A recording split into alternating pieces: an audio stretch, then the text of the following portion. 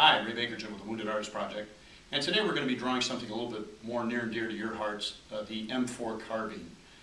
We've drawn a lot of other stuff in the past. We've drawn the human head and body. We've done some simple perspective and some simple landscape elements. Right now, we're going to try and draw this. We're not actually going to do it as an engineering drawing, that kind of thing, make it really too detailed for you. It's just a real simple drop-in sketch, so you can do this yourself as well. A lot of times you'll see a picture of an M4 maybe in a magazine or a catalog, and it's just sitting there in space, and you can draw that fairly accurately. Sometimes you might consider it for maybe a still life. Well, maybe not.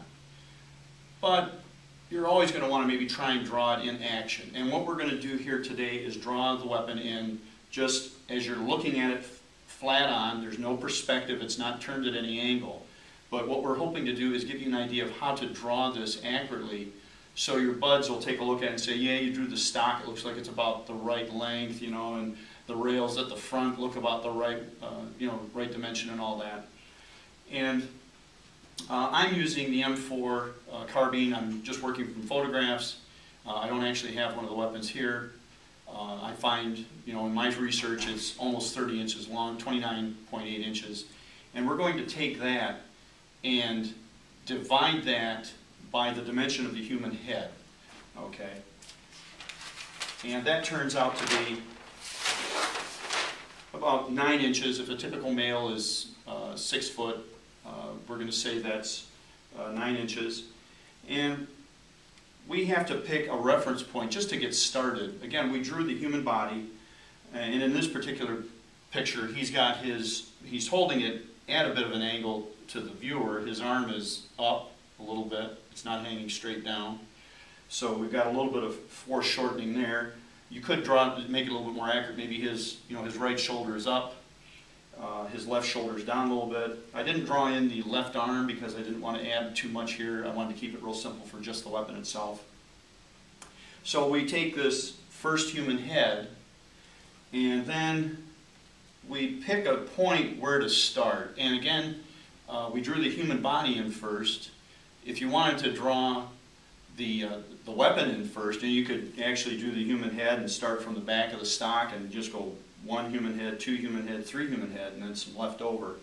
But if you draw the human in first, if you draw the body in first, you should pick a point where you can actually reference off of to make it accurate. And what I did, my reference point I picked, having already drawn the hand in, like I said, we drew the human body in first, and having drawn the hand in first, and his finger is up above the trigger guard as you see here, I picked that one point between the middle finger and the third finger. There's that little raised area in the grip of in the pistol grip of the weapon.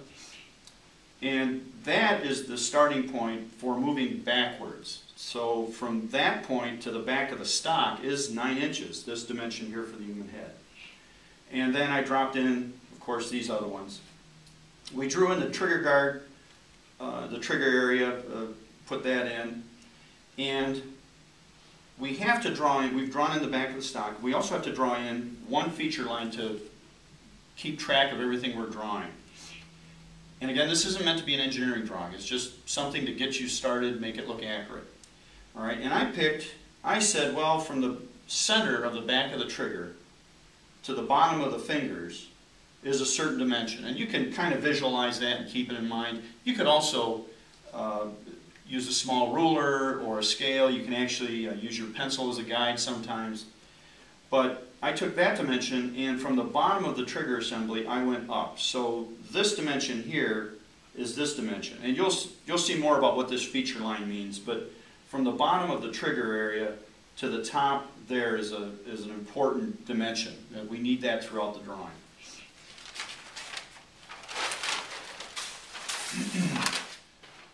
This next step, and again, we've drawn all this ahead of time, so you don't see me drawing this for 30 minutes. We're trying to make it a quick YouTube video. We developed the stock in next. Because the hand is already holding the weapon, you don't see the curved surface behind the pistol grip. It's just a dashed line there. But from what I can visualize in what I've seen, it looks like the top of the trigger area if you were to draw a dashed line and come back to be able to start drawing details in the stock, you'd see that the top of the trigger actually is about even with that clip to move the stock back and forth. And in our drawing, we're actually drawing the stock collapsed. The other details here, the bottom of the stock comes in right about, I'd say somewhere in here between the third and fourth fingers, the third and the little finger. This dimension here for the actual stock itself is about 2/3 of this human head dimension here.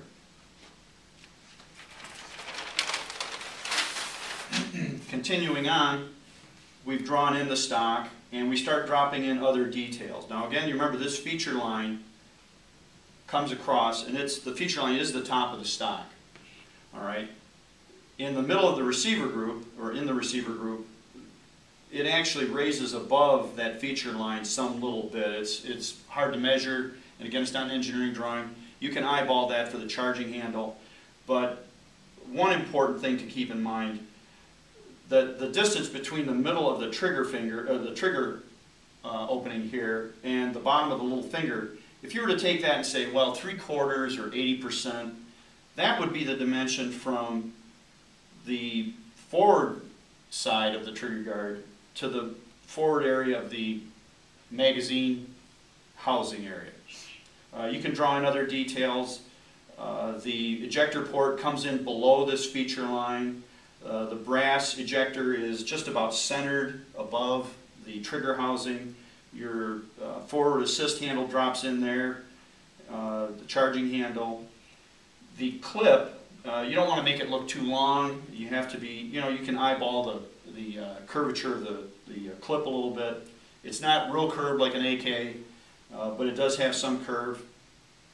And if you measure off between the bottom of the trigger to about that feature point we picked up before on the pistol grip, take that dimension, and to me it looks, if you were to take 4 of those, you'd have a pretty accurate idea of where the clip ends.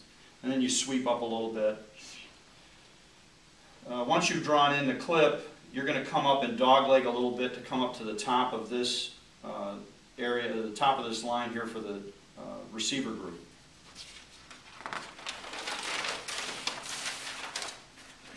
After you've drawn the forward edge of the receiver group, you're going to put in that lock nut there for the assembly here of the weapon. And then the rails actually are about, they're not quite, the second human headline here doesn't quite go into the center of that rail setup. And I'm drawing my rails here real simple because there's a couple of different kinds. And I didn't want to spend all the time actually here showing you how to draw those details in. One thing to note, that this dimension here on the stock is actually about the same dimension as the rails themselves. Moving forward, if you have your third line in there for the third human head, the iron sight is just about in the middle of that. You could sketch that in. And again, our feature line that we drew real light before comes across, and it coincides pretty well with the top of the iron sight just before you get to the opening of that area of the sight itself. The last few inches of the weapon, the last 3 inches of the weapon, come in here, and you can sketch that in real quick. The third human head ends just past that depression in the barrel. That's a little bit more pencil rendering of this thing. And you get a finished drawing here. Again, I haven't drawn in his left arm holding the weapon. He could be holding it, of course, across the front of the receiver group there, or there could be a handle here. He's holding it like this. That might be a subject for another video. But and there's other gear here. It could be resting on his gear.